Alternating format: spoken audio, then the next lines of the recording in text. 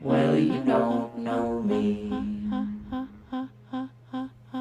but I know you. For this in case it gets taken down because I found what Fruit of the Loom is trying to hide. In 1973, Fruit of the Loom was responsible for one of the largest chemical poisonings that's ever happened in the Western world. The loom essentially contaminated the food in the entire state of Michigan, and over 9 million people were affected. The side effects of this exposure included birth defects, cancer, thyroid problems, and fertility issues. Even today, almost 50 years later, 60% of Michigan residents who were tested for this toxin tested far above the national average. This toxin is carried in fat. Mothers are passing it down through breast milk, so this is becoming a multi-generational issue, and they don't know how long it will be passed down. But how did Fruit of the Loom take responsibility for this? They did not. Instead, Warren Buffett bought Fruit of the Loom so that all legal responsibility to pay for the cleanup would be avoided. Actually, what happened is Fruit of the Loom settled for $43 million before selling the company for $800 million, during which they were able to push off the $1 billion cost of cleanup onto taxpayers. Everyone involved made hundreds of millions of dollars from this catastrophe, walked away without any responsibility, and now we're the ones paying for the cleanup. Settlement came to a close in 2002, which is very suspicious to me because that's right around the time people say they stopped seeing the cornucopia on their clothing. So I don't know if that was part of the rebranding, but at this point, I'm not really concerned about the cornucopia. I can make so many videos with all the information I found. I've also looked into a couple other companies who it seems like their Mandela effects might also be the result of rebranding due to lawsuits. When you know, you know. When you know. I want to honor the people in Gaza for the lesson they're teaching us about living together on this planet. And, I was watching a video of Gaza before the bombing started, and in a concentration camp with limited resources, they were able to create a life worth living, and they had come together and they were enjoying themselves as best they could under really harsh conditions.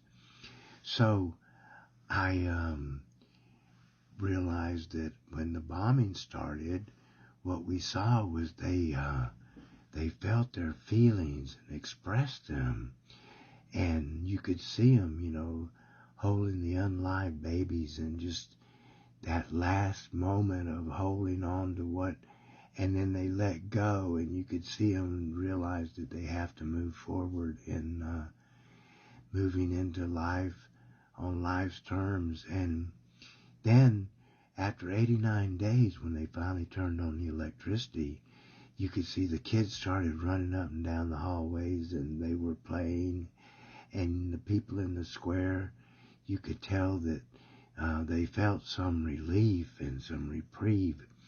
And then I saw a video of these people that they got out their musical instruments and they were playing music, and this guy was singing, and this young girl was dancing, and it was pretty amazing, and looked like they had some food. And so I started thinking, what is it that's so magical about the people in Gaza, and what is the lesson they're teaching us? And it's about living the now. Whatever happened, whatever was going on, they stayed with the now. And so it reminds me of a Dan Fogelberg song, Part of the Plan, and it says, love when you can, cry when you have to, be who you must, that's the part of the plan. Await your arrival with simple survival, and one day we'll all understand. And here we are, and I just feel the love and the appreciation and the gift that the people of Gaza have given us, and that's why I encourage you to bring a friend. I think my last video about the Who concert for Free Palestine was an avoidance tactic to avoid the truth that I am just sick and tired of this whole fucking thing. I mean, the propaganda, the hatred, the vitriol that comes from the people that are supporting the massacre, and the fact that it's all media's, all corporate media's pushing this thing, and the government's being controlled by the Zionists, and it's like, it really kind of sucks, and I want to be of good cheer, and I did find something to cheer about, and that is that there are pathways out of this mess for us as individuals and sovereign beings gathering in decentralized, open sourced co-ops, and imagine that, doing what you love with people that you love and getting paid for it. And I did see a website that talked about that very thing, and so yeah, I mean, I don't want to face the horror of what's going on, and the frustration that it seems like nothing's changing. They are not going to stop, and yet, meanwhile, the whole world is, coming together, and we're coming together, and we owe a great gratitude to the people in Gaza that their sacrifice at the altar of man's inhumanity to man. And that's why we need to keep standing up, keep pushing back, and bring a friend. Well, breaking news. It looks like Israel will have to stand trial. And basically, this is like the preliminary trial from the ICJ, which is the International Crime or Justice Court, whatever, International Court of Justice. They basically, this is giving South Africa the opportunity to accuse Israel of its crimes and bring it before a judge. And the judge decides if it'll actually go to trial. So this is the first steps. These are two totally different jurisdictions. As you can see, the readers added context below, letting you know, like, this isn't the final step. This isn't the big shebang, but baby, this is the ball rolling. Okay, South Africa said, we gonna keep pushing. I don't care what you try to put in our way, baby. You're gonna have to stand up for them crimes that you committed. We're getting you not only out of Palestine, you're getting out of every country. But we're starting with Palestine. Because for you to sit up here and think that we was gonna let you slide, after everything that you've done, and after everything that we have been traumatized and had to watch the Palestinians go through, when they quite literally have done nothing to you, baby, somebody's going to hold you accountable, and it's going to be us. Let's go ahead and give a round of applause for South Africa for being the first ones to stand up and do what's right. Taking them to court. They're taking them to court. Okay, now, like we said, this isn't the final shebang, but baby, this is the ball rolling. They're getting the ball rolling, okay? So don't go jumping for joy. Don't get your pitchforks and your knives and your fire, okay? Let's just watch how this goes down, because South Africa been moving and grooving. A little late, but we can appreciate that they're standing up and they're holding Israel accountable for the crimes that they're doing, because the UN ain't doing a damn thing. Neither is the EU. And at this point, if South Africa has to get the job done on their own, then what the hell do we need the UN for? Why are you here, ho? What you here for? The aid still ain't made it into Israel or to Gaza. When it did come, y'all literally told them they couldn't stop the trucks in order for said people to get the aid. Or if they did, then the snipers would shoot at them. Yeah, y'all didn't think that we would find out about that. They sent trucks in there, y'all, full of aid, paraded it around the Gazans, made them climb on moving trucks to get their stuff. Moving trucks.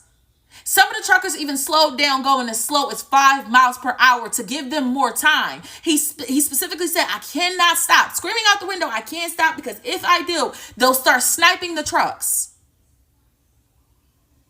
Sick people. But we have to thank God that we have South Africa on our side, because they're taking them to court for it. Now, I'm not saying that this is an immediate fix, but people are trying.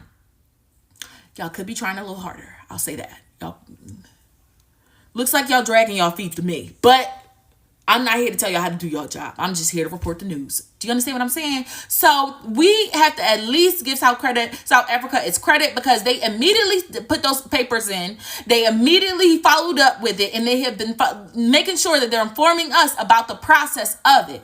So this is a step in the right direction, because today, the way Israel came back and decided with all their audacity and all their might to go into Lebanon and do what they've been doing, they're going to make sure that the entire world war is literally just blowing everything. They're not even thinking about their own citizens and what's happening in Tel Aviv right now. They're literally just raging through different countries. And it's sad right now. It's really pathetic, honestly and truly. But yeah, what do y'all think about this? Because I would rather not follow the process, but I'm gonna follow it just so I know all the details and how everything works. And I want to follow it to the end. That way, no fugazi stuff can go on. I don't trust y'all. Not South Africa. I just don't trust the international courts. Because what are y'all here for? What are y'all here for if y'all not the ones bringing up the charges? We got Interpol. We got the Security Council. We got, come on now. It just ain't making sense. We got so much protocol, but no action behind it. South Africa had to step up. That's crazy. And America's supposed to be the leader of the free world? Child, please.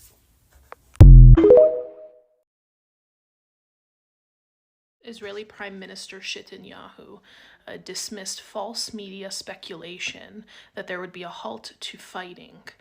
He says that the Gaza war, the genocide, is far from over. These were his words. We are not stopping, we are continuing to fight, and we will be intensifying the fighting in the coming days. And the fighting will take long, and it is not close to concluding. And then an Israeli military official told the Wall Street Journal that the army's fight to take Gaza's Khan Yunis city could take months. 23 hospitals in Gaza are now completely out of service, and the entire health sector is now in the final stage of collapse. Over 9,000 Palestinians have died because of an inability to provide them treatment, and it is likely that number will increase as health facilities continue to go out of service.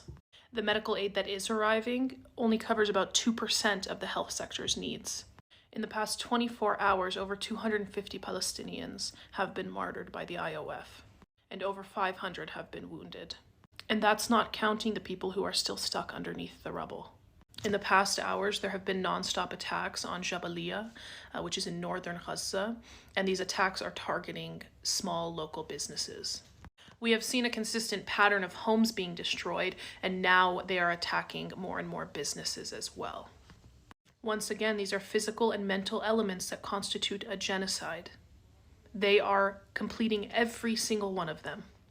Khalil al-Degran, a spokesman from Al-Aqsa Martyrs Hospital, has also spoken to Al Jazeera about the situation at the health facility following Israeli air attacks on central Gaza, which also targeted the Maghazi and Buraj refugee camps overnight. More than 35 Palestinians have been illegally detained overnight in the occupied West Bank by the IOF. That puts the total at 4,730 Palestinians that have been illegally detained since October 7th. Israeli forces demolished an agricultural facility near Salfit in the north of the occupied West Bank. An army bulldozer demolished the facility, which was still under construction in the town of Der Balut, west of Salfit. According to local sources, a resident owned the facility and was targeted under the pretext of construction without a permit. And in Yatta, the Israeli army ordered the community of Abu Shaban to stop working on building a school for children. It is incredibly clear what they're doing in the occupied West Bank. They are demolishing everything, and they're ensuring the Palestinians cannot build anything new. Another one of the towns that was hit today, on December 25th, Christmas Day, was Bethlehem. The IOF began with attacking Jenin refugee camp, illegally detaining a multitude of Palestinians, and continuing to raid several other towns. So dozens and dozens of kidnappings, and the shooting in the neck of a 17-year-old boy. And among those towns was Bethlehem. Bethlehem is considered to be the birthplace of Jesus. This is 100% intentional that they are doing this. The IOF is making a point.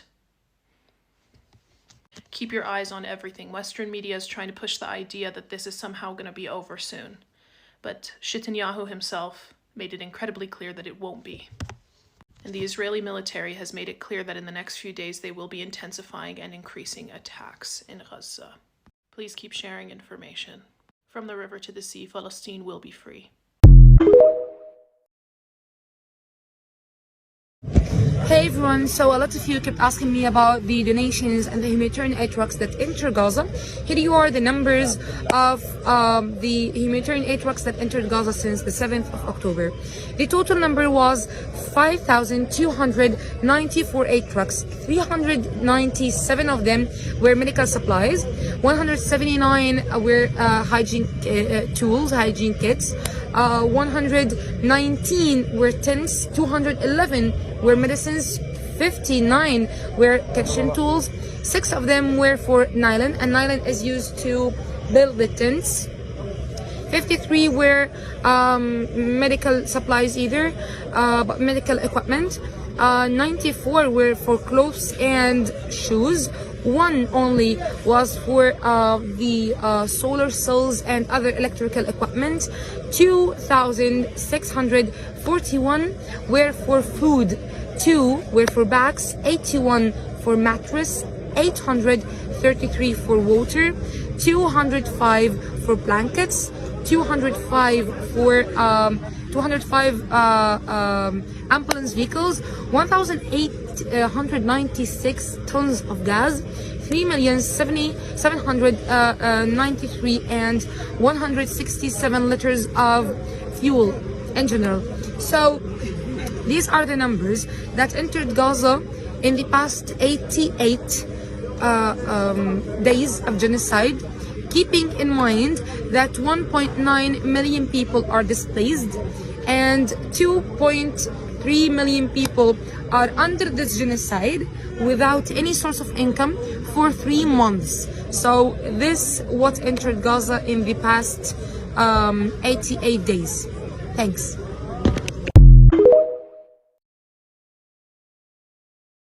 Invading Israeli forces have kidnapped Palestinian poet Mossab Abu Toha.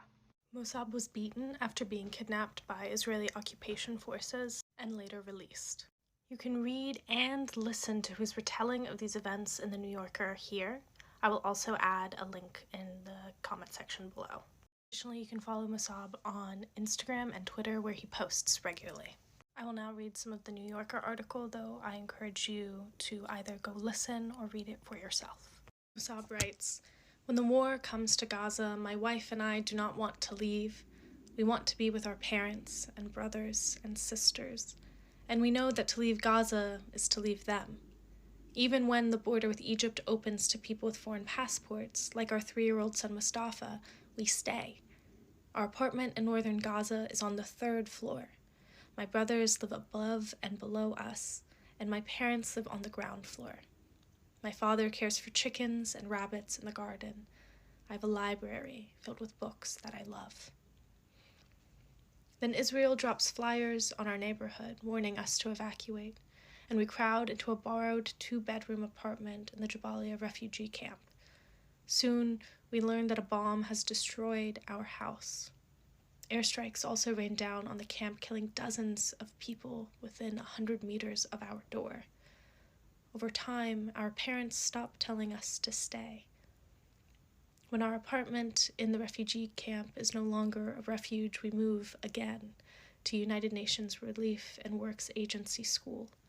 My wife, Maram, sleeps in a classroom with dozens of women and children. I sleep outside with the men exposed to the dew. Once I hear a piece of shrapnel ring through the school, as though a teacup has fallen off a table.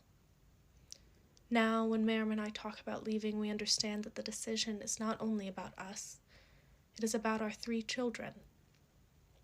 In Gaza, a child is not really a child. Our 8-year-old son, Yazan, has been talking about fetching his toys from the ruins of our house. He should be learning how to draw, how to play soccer, how to take a family photo. Instead, he is learning how to hide when bombs fall.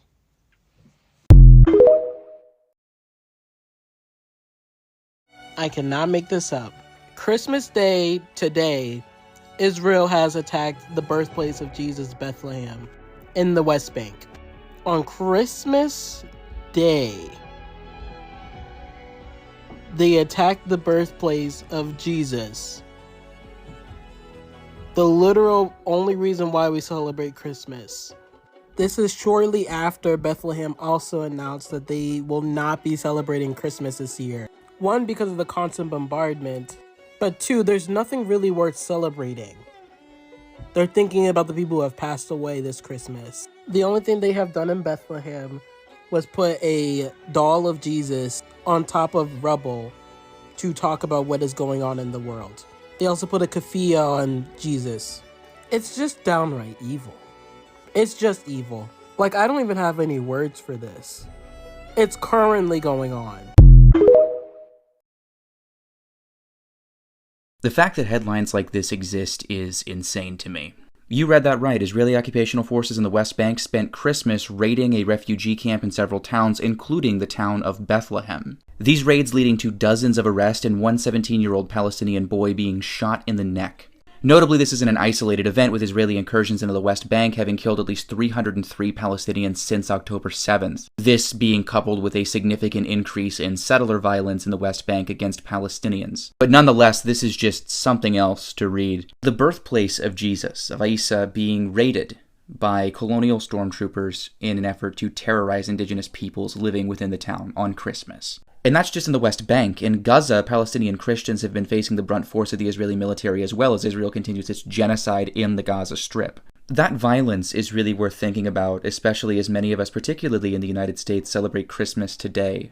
Sitting down with our families under a safe roof, eating food, giving gifts to one another, enjoying life. As many across the United States celebrate Christmas today, Christians in occupied Palestine and Palestinians broadly are facing the brunt violence of colonization and the genocide and ethnic cleansing campaigns that come with it. Makes you really think, is Christmas really worth celebrating at all this year, especially given the atrocities that are occurring overseas due to U.S. policy? But yeah, just something we're thinking about. As always, free Palestine, and have a great day. Palestine updates for today. A lot happened, so let's get into it. Hamas deputy leader Saleh al-Aruri was just assassinated in an attack in Beirut, Lebanon. This is extremely important and a clear indication of severe escalation within this conflict. Let me explain. The first targeting of a Hamas militant outside of Palestinian territories. And you may be thinking, well, there's been bombs dropping back and forth at the Lebanese border this whole entire time.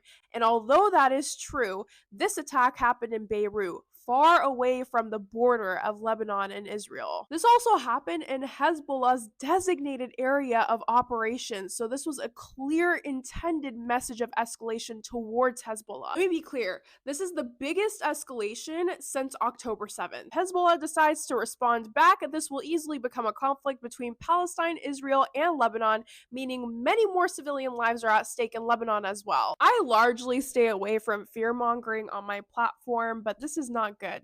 It's not a good sign.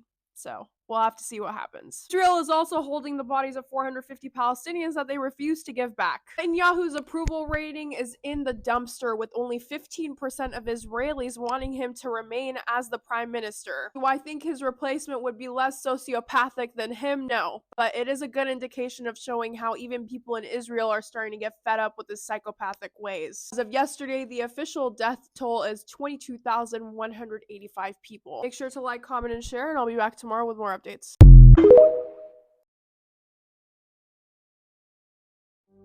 اللهم يا منزل الكتاب ويا مجري السحاب ويا هازم الأحزاب فرج عن أهل فلسطين يا رب العالمين اللهم قوهم بقوتك وأعنهم بإعانتك واحفظهم بحفظك وانصرهم بنصرك الله. Here's a list of things that Israel has banned from entering Gaza from 2010, Part 2. Fresh meat, wood for construction, plastic, glass, and metal containers, fabric for clothing, flavor and smell enhancers, fishing rods, various fishing nets, and ropes for fishing, nylon nets for greenhouses, and spare parts for tractors.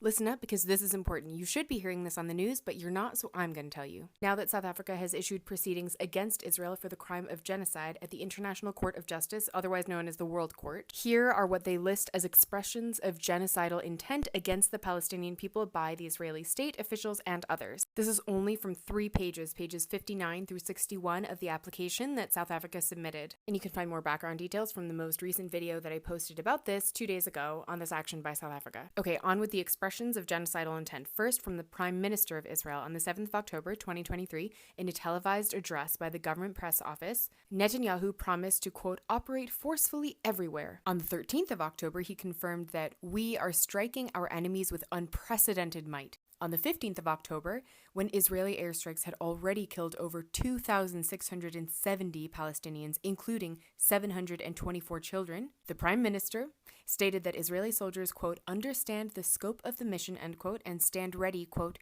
to defeat the bloodthirsty monsters who have risen against Israel to destroy us. On the 16th of October, in a formal address to the Israeli Knesset, he described the situation as, quote, a struggle between the children of light and the children of darkness, between humanity and the law of the jungle, end quote, a dehumanizing theme to which he returned on various occasions, including on the 3rd of November 2023, in a letter to Israeli soldiers and officers also published on the platform X, Twitter.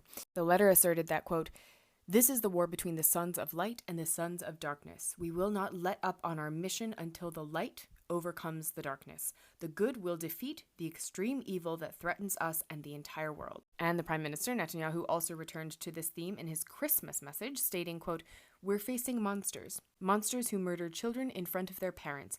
This is a battle not only of Israel against these barbarians, it's a battle of civilization against barbarism. And then on the 28th of October, as Israeli forces prepared their land invasion of Gaza, the Prime Minister invoked the biblical story of the total destruction of Amalek by the Israelites, stating, quote, you must remember what Amalek has done to you, says our Holy Bible, and we do remember. The Prime Minister referred again to Amalek in the letter sent on the 3rd of November to Israeli soldiers and officers. The relevant biblical passage reads as follows, quote, now go, attack Amalek and prescribe all that belongs to him. Spare no one, but kill alike men and women, infants and sucklings, oxen and sheep, camels and asses, donkeys obviously. Right, moving on to the President of Israel. On the 12th of October, President Isaac Herzog made clear that Israel was not distinguishing between militants and civilians in Gaza, stating in a press conference to foreign media in relation to Palestinians in Gaza, over 1 million of whom are children, quote, it's an entire nation out there that is responsible.